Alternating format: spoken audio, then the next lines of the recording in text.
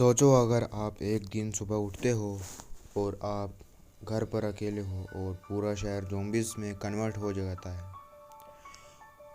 तो alive movie में ऐसा ही जॉन वू के साथ होता है। मूवी की स्टार्टिंग में हमें जॉन वू दिखाया जाता है जो सुबह के 10 बजे उठता है और उसे अपनी माँ और बहन घर पर नहीं मिलते। माँ का नोट मिलता है जिसमें उसकी माँ उसे सुपरमार्केट से खाना खरीदने को कहती है क्योंकि घर पर ज़्यादा खाना नहीं बचा हुआ था। वो एक गेमर है और वो स्ट्रीम करने लगता है। उसमें उसका एक फ्रेंड उसे न्यूज़ देखने को कहता है।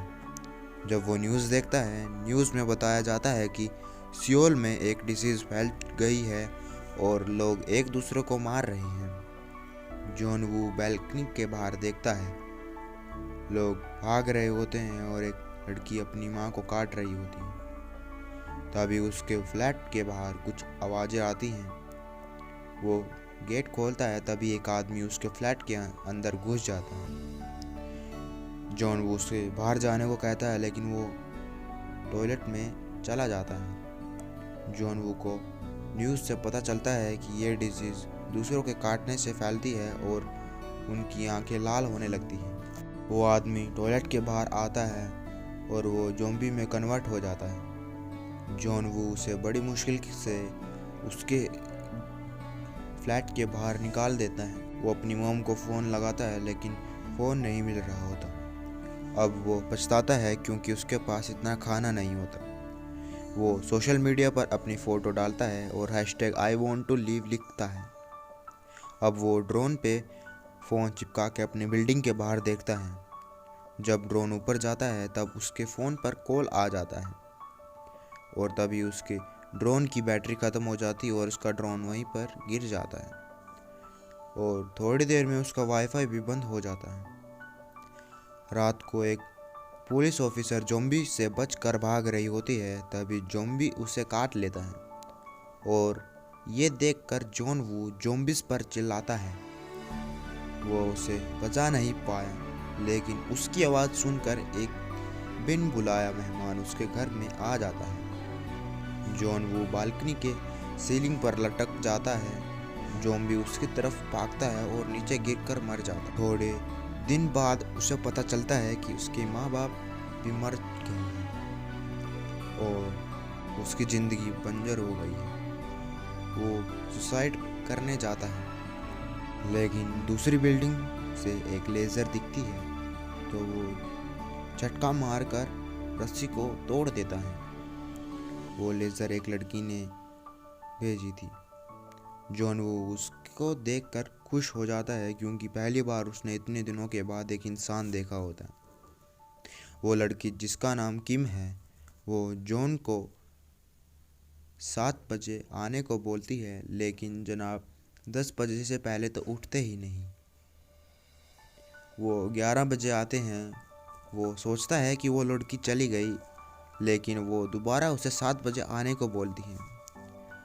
अब बारिश होती है और वो दोनों बर्तनों को बाहर रख देते हैं क्योंकि उनके पास ज़्यादा पानी नहीं होता। जॉन वो बहुत भूखा होता है कि एक बॉल पर रस्सी बांधकर उसकी तरफ फेंकती है लेकिन वो पहुंच नहीं पाती। जॉन वो अपने दूसरे ड्रोन पर रस्सी बांधकर उस तक पहुंचा देता है। जब जॉन वो खा रहा होता है तब एक ज़ॉम्बी बॉल की रस्सी को पकड़कर किम के फ्लैट पर चढ़ने लगता है। ज़ॉम्बी के रस्सी खींचने के कारण एक टेबल किम को लगती है और वो वहीं पर बेहोश हो जाती है। जॉन वो अपने ड्रोन से उसको ज़ॉम्बी को उलझाता है लेकिन वो ड्रोन को भी तोड़ देता है। इतने में किम आकर उसका हाथ काट देती है। अब उसके पास ज़्यादा खाना नहीं होता, इसलिए वो रात को एक टेडी बॉडी के कार्ड लेकर उसके फ्लैट में जाता है। जॉन वो वहाँ से खाना और वॉकी टॉकी ले आता है और फिर वो खाना और एक वॉकी टॉकी उस लड़की को भी दे देता है। वो दोनों बहुत बात करते हैं। पता नहीं क्यों सारे ज़ॉम्बीज़ बिल्डिंग में भागते हैं और किम के फ्लैट के पास से जा रहे होते हैं और किम की गलती के कारण उसके फ्लैट पर आने लगते हैं लेकिन जॉन उसके अगले फ्लैट के फ़ोन पर कॉल करता है और उसे बचा लेता है।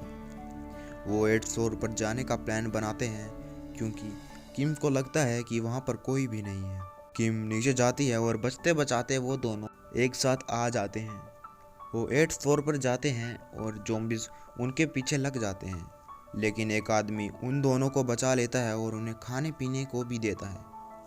उस खाने में बेहोशी की दवा मिलाकर किम को वो अपनी ज़ॉम्बी वाइफ के कमरे में खाने के लिए छोड़ देता है, लेकिन चाइनीज़ कंपनी की दवा ज़्यादा देर तक काम नहीं कर पाई और जॉन वू उसके ऊपर गन तान देता है।